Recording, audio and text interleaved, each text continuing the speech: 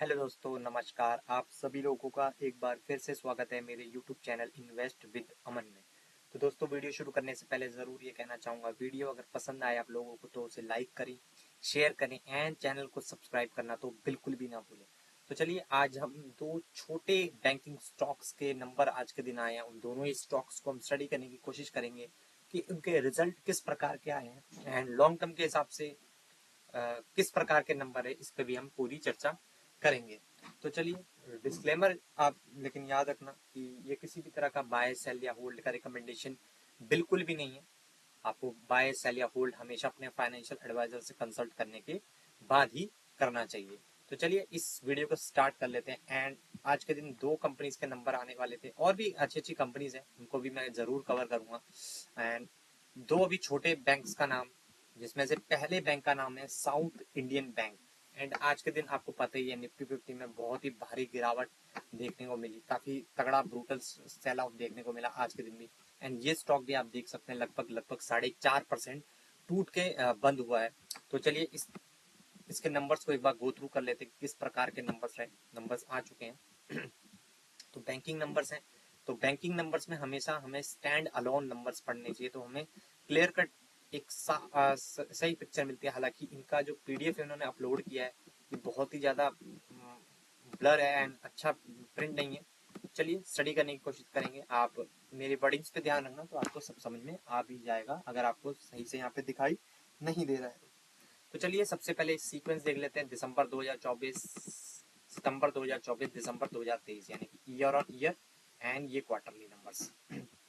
तो इनकम की बात करें, इस बार के 2,81,796, 3 महीने पहले थी 2,80,419 एंड एक साल पहले थी 2,63,650।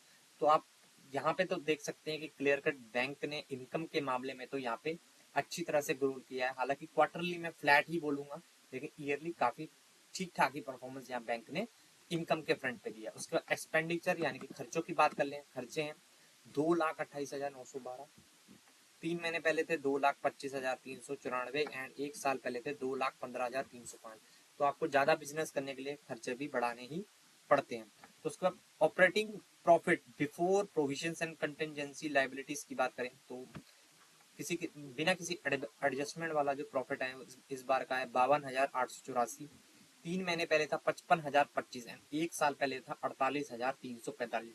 तो आप क्लियर कर सकते हैं ईयरली नंबर्स ठीक, सॉरी, ईयरली प्रॉफिट ठीक ठाक है, क्वार्टरली थोड़ा डाउन परफॉर्मेंस है। उसका प्रोविजंस की बात कर लेते हैं। प्रोविजंस कंपनी ने कितने करके रखे हैं, क्योंकि ये बैंकिंग है, यहाँ पे बैड लोन आपने जिसको दिया वो वापस नहीं दे रहा, तो ये प्रोविजंस वगैरह भी बहुत इंपॉर्टेंट हो जाते हैं। तो प्रोविजन देखें, इस बार के 6,604, 3 महीने पहले थे 11,001 एंड एक साल पहले थे 4,855। तो देखिए, प्रोविजंस पढ़ना अच्छी चीज बिल्कुल नहीं होती है। तो ईयरली प्रोविजंस बढ़े हैं, क्वार्टरली बेशक यहाँ पे डाउन हुए हैं, लेकिन मैं फिर भी इसको थम्स डाउन ही करूंगा, क्योंकि ईयरली अभी भी प्रोविजंस जो है वो बढ़ते हुए ही दिख रहे हैं। एंड क्वार्टरली अच्छी बात है, कम हुए हैं, लेकिन ईयरली नंबर मैं ज्यादा इंपॉर्टेंस देता हूँ। और ईयरली प्रोविजंस कम नहीं हुए हैं, बड़े ही हैं वो। उसके बाद प्रोविजंस को भी माइनस किया जाएगा, तो प्रॉफिट फ्रॉम ऑर्डिनरी एक्टिविटीज 46,280, 46,024, 43,490, क्योंकि यहाँ पे प्रोविजंस बहुत ज्यादा थे, तो इसलिए जो ये प्रॉफिट 55 पहले क्वार्टरली थोड़ा डाउन लग रहा था, वो क्वार्टरली भी अप हो गया। उसके बाद कंपनी को टैक्सेस वगैरह पे करने पड़ेंगे, एंड टैक्सेस वगैरह सब पे करने के बाद जो टीवी न्यूज चैनल वेबसाइट पे आपको नेट प्रॉफिट दिखेगा, वो है कंपनी का इस बार 34,187, 3 महीने पहले था 32,468 एंड एक साल पहले था 30,536। तो देखिए, यहाँ तक तो पिक्चर क्लियर है कि कंपनी ने प्रॉफिट जरूर कमाया, लेकिन प्रोविजंस उनके बढ़ रहे हैं। तो यहाँ पे अगर नंबर्स देने हो बैंक के अभी तक के अपने हिसाब से, पहले फ्रंट होता है प्रॉफिट का, तो प्रॉफिट के फ्रंट पे कंपनी ने जरूर यहाँ पे अच्छा किया है, लेकिन यहाँ पे प्रोविजंस यहाँ पे बढ़ते हुए देखने को मिल रहे हैं। तो एक नेगेटिव पॉइंट हो गया एंड एक पॉजिटिव पॉइंट हो गया, तो हम फिर से नील पे आ गए, यानी कि कंपनी के नंबर्स मैं ज्यादा अच्छे नहीं समझूंगा। एंड ऊपर से प्रोविजंस बढ़ने का मतलब ये होता है कि फ्यूचर में आपके एनपीए बढ़ने के भी ज्यादा चांसेस है। तो एनपीए पे एक बार नजर मार लेते हैं, एनपीए क्या है। तो ग्रॉस एनपीए का परसेंटेज के टर्म में देख लेंगे, इस बार का है 4.30, 3 महीने पहले था 4.40 एंड एक साल पहले था 4.75। तो अच्छी बात है कि एनपीए जरूर यहाँ पे कम हुए हैं, क्वार्टरली भी एंड ईयरली भी। नेट एनपीए की बात करें तो वो एडजस्टमेंट वाले होते हैं, पर फिर भी हम देख लेते हैं 1.61 का एनपीए घटकर 1.25 हो गया एंड 1.31 का एनपीए घटकर 1.25 हो गया। तो एक पॉजिटिव पॉइंट यहाँ पे है कि एनपीए जरूर यहाँ पे कम हुए हैं, लेकिन कंसर्निंग पॉइंट यही है कि प्रोविजंस इनके ईयरली बेसिस पे कम नहीं हुए हैं। तो यहाँ पे मैं ये कहूँगा कि आने वाले क्वार्टर्स के लिए यहाँ पे रिस्क बना रहेगा कि ये नंबर्स कहीं एनपीए और शूट अप ना हो जाए। तो मैं कहूँगा कि ये नंबर्स मुझे कोई इतने एनर्जेटिक नहीं लग रहे, क्योंकि एक छोटी बैंक है, तो छोटी बैंक्स को ग्रो होना है तो उन्हें और शानदार नंबर दिखाने पड़ते हैं, लेकिन उस हिसाब से मुझे यहाँ पे नंबर नहीं देखने को मिल रहे हैं। एंड आप देख भी सकते हैं कंपनी के नंबर्स जो हैं ड्यूरिंग द मार्केट ही आए थे एंड उसके बाद सेल ऑफ भी यहाँ पे देखने को मिला है। तो मार्केट को भी ये नंबर्स यहाँ पे पसंद बिल्कुल भी नहीं है। एक बार चेक ही कर लेते हैं कि कितने बजे मार्केट के में ये नंबर आए थे। साउथ इंडियन बैंक यहाँ पे हम चेक कर लेते हैं, जस्ट अ सेकंड। तो आप नंबर्स देख सकते हैं यहाँ पे 1/11 के आसपास ही आए हैं, 1/11 एंड उससे पहले भी एक पीडीएफ अपलोड है 1/4, और 1/4 के आसपास ही आप देख सकते हैं ब्रूटल यहाँ पे सेल ऑफ आया, यानी कि मार्केट को ये नंबर्स बिल्कुल भी यहाँ पे पसंद तो नहीं आए और मुझे भी कोई बहुत ज्यादा एनर्जेटिक नंबर यहाँ पे देखने को नहीं मिल रहे हैं। उसके बाद देख लेते हैं अगर यहाँ पे कंसोलिडेट सेगमेंट वाइज रेवेन्यू, हाँ तो ये सेगमेंट वाइज रेवेन्यू में कहाँ से बिजनेस करते हैं। ट्रेजरी से 50,000, 57,000, तो ईयरली डाउन, क्वार्टरली भी डाउन। कॉर्पोरेट होलसेल बैंकिंग के 86,000, 13, 86,351, 71,763, तो ईयरली अप, क्वार्टरली फ्लैट ही कहूंगा मैं। रिटेल बैंकिंग की बात करें 1,28,000, 1,23,000, 1,000, 1,21,000, तो यहाँ पे अच्छा बिजनेस किया है इन्होंने। इसमें भी डिजिटल देखें 24,270, 24,698, 19,245, ठीक ठाक ही परफॉर्मेंस है। तो रिटेल बैंकिंग में अच्छा ही परफॉर्मेंस है, लेकिन इनको लोन्स जिनको भी बांट रहे हैं उनको उनके ऊपर केयरफुल होकर इनको लोन्स का जो प्रोविजन है, प्रोविजन का मतलब यही है कि ये पैसा एनपीए में कन्वर्ट हो सकता है, यानी कि नॉन परफॉर्मिंग एसेट में कन्वर्ट हो सकता है। तो वो ईयरली बेसिस पे बढ़ा है, जो कि अच्छी चीज नहीं है। ईयरली बेसिस पे भी वो डाउन होना चाहिए था, तो यहाँ पे थोड़ा थम्स अप यहाँ पे हो सकता था, लेकिन वहां पे भी बैंक ने थोड़ा सा निराश किया और इसी वजह से स्टॉक की आज पिटाई हो भी गई है मार्केट आवर्स के बीच में है।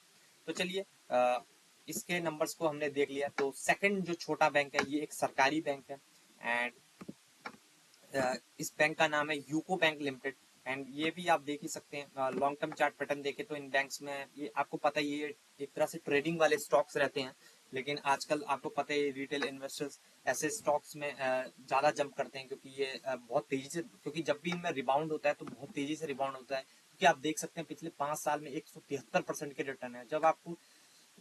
जब ऐसे स्टॉक बुरी तरह से भागना शुरू करते हैं तो ये TV, news channel, WhatsApp, social media, हर जगह पे इन स्टॉक्स की चर्चा होने लगती है और फिर लोग टॉप लेवल पे आके फंस जाते हैं। तो ऐसे बैंक्स को अगर आप फंसे भी हैं तो आपको क्या करना चाहिए, तो नंबर्स स्टडी करना बहुत ही जरूरी हो जाता है। तो देख लेते हैं नंबर्स कैसे रहे यूको बैंक के। आप यूको बैंक के नंबर देख सकते हैं 2:16, 3 बजे के आसपास आए। तो एक बार चेक कर लेते हैं 2 बजे के आसपास नंबर आए एंड 2 बजे के आसपास देखते हैं कि क्या रिएक्शन था। तो ये रहा 2 बजे, तो आप देख ही सकते हैं कि यहाँ से गिरावट ही हुई है। तो मैं मान के चल रहा हूँ यहाँ पे भी नंबर खराब ही रहने वाले हैं, पर फिर भी एक बार खुद से स्टडी कर लेते हैं कि किस प्रकार के नंबर रहे हैं। तो स्टैंड अलोन नंबर ठीक है, यही देखना है, इनका पीडीएफ बहुत क्लियर है, अच्छी बात है। तो सीक्वेंस दिसंबर 2024, सितंबर 2024, दिसंबर 2023, तो ये ईयर ऑन ईयर एंड ये क्वार्टरली नंबर।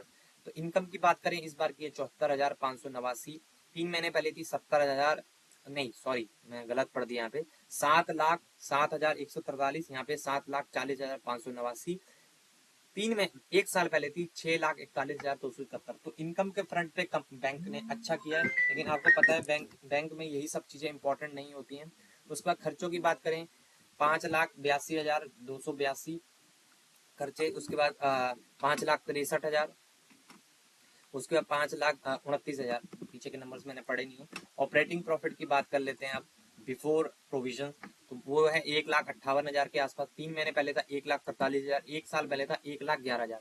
तो यहाँ पे आप ऑपरेटिंग प्रॉफिट की बात करें ईयरली क्वार्टरली अच्छा ही परफॉर्मेंस दिए, लेकिन असली कहानी तो बैंकिंग नंबर हम पढ़ रहे हैं तो अब शुरू होती है।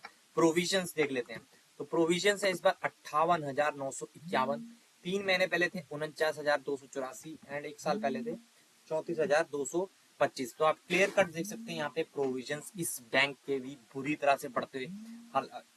साउथ इंडियन बैंक का एटलीस्ट ये तो था कि उनके क्वार्टरली बेसिस पे कम हो रहे थे, यहाँ पे तो क्वार्टरली बेसिस पे भी प्रोविजन बढ़ रहे हैं एंड ईयरली बेसिस पे भी बढ़ रहे हैं। तो आई थिंक ये नंबर तो और भी ज्यादा खराब मुझे लग रहे हैं यहाँ पे।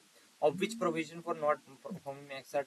ठीक है, नेट प्रॉफिट की बात कर लेते हैं। आप सब टैक्सेस वगैरह पे करने के बाद जो कि आपको टीवी न्यूज चैनल वेबसाइट पे दिखेगा वो है 63,683। 3 महीने पहले था 60,274 एक साल पहले था 50,283। तो आप देख सकते हैं नेट प्रॉफिट बड़ा जरूर है, लेकिन अगेन कंसर्निंग पॉइंट, क्योंकि एक बैंक है, प्रोविजंस यहाँ पे बहुत ज्यादा इंपॉर्टेंट होते हैं और प्रोविजंस जो है यहाँ पे बढ़ते हुए देखने को मिल रहे हैं।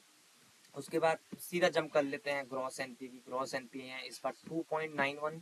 3 महीने पहले था 3.81 एंड एक साल पहले था 3.85। तो आप देख सकते हैं एनपीए यहाँ पे जरूर कम हुए हैं, लेकिन प्रोविजंस बढ़ने का मतलब ये होता है कि आने वाले टाइम पे इनके एनपीए जो है शूट अप ऊपर की तरफ हो सकते हैं, जो कि अच्छी चीज बिल्कुल भी नहीं होती है।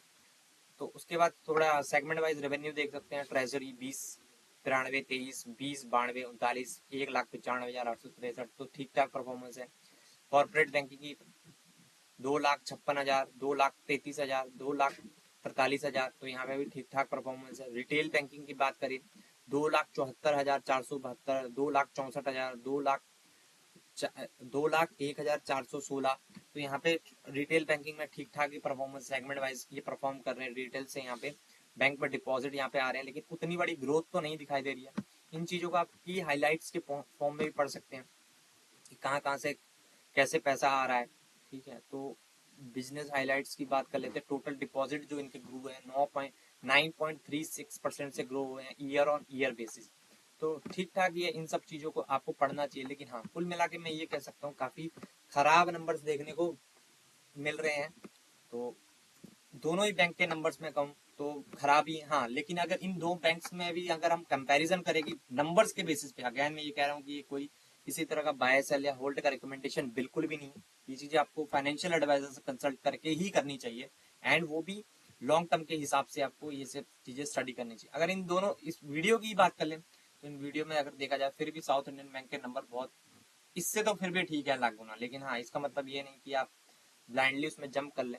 लेकिन हाँ, दोनों की खराब नंबर, बहुत ही पुअर नंबर, एंड स्टॉक की आज पिटाई भी हुई है। अगर यूको बैंक को ऊपर से देखेंगे तो 1.5-2%, लेकिन हाँ साउथ इंडियन बैंक तो कुछ ज्यादा ही पिट गया। 4.5% की भारी गिरावट, इसमें एकदम से सेल ऑफ बड़ा आया यहाँ पे। ठीक है, तो यहाँ पे तो 4% की गिरावट है। तो ठीक है, वीडियो को यहीं पे एंड कर लेते हैं एंड मिलते हैं नेक्स्ट वीडियो में। तब तक के लिए बाय बाय।